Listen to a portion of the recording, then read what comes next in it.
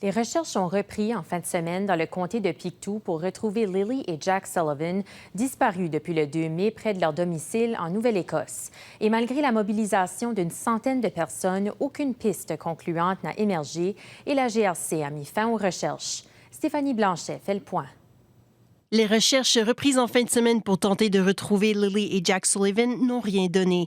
Lily Sullivan, 6 ans, et Jack Sullivan, 4 ans, ont disparu de leur domicile à Launceston Station, en Nouvelle-Écosse, le 2 mai. Cette région rurale se trouve à environ 140 km au nord-est d'Halifax. Les autorités avaient d'abord lancé une première ronde de recherche après le signalement de disparition. La GRC avait ensuite réduit l'étendue des recherches le 7 mai, après plusieurs jours d'enquête. Puis, en fin de semaine, les recherches au sol ont repris pour fouiller de nouveaux secteurs, dont des zones spécifiques autour de la route Gairloch. Une des responsables des recherches, Amy Henson, a déclaré que les équipes de recherche ont couvert 1,5 km² de terrain qui n'avait pas encore été examiné jusque-là, ainsi que des zones à risque plus élevé, par exemple autour des cours d'eau.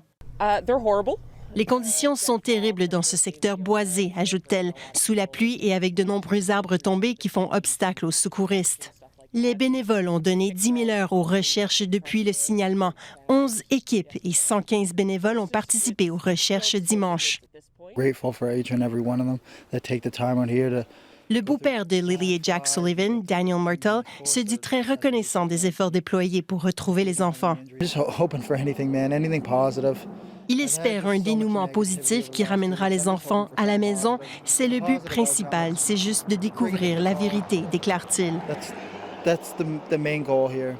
Les recherches ont été mises en suspens dimanche soir.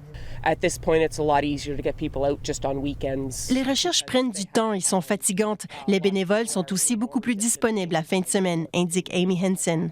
Dans une déclaration, la GRC indique que les autorités se sont entretenues avec la majorité des personnes identifiées comme pouvant potentiellement fournir des informations pour son enquête et que d'autres entrevues sont prévues au cours des prochains jours et des prochaines semaines. La GRC ne croit pas que les enfants aient été enlevés, mais n'a pas exclu la possibilité que l'affaire soit suspecte.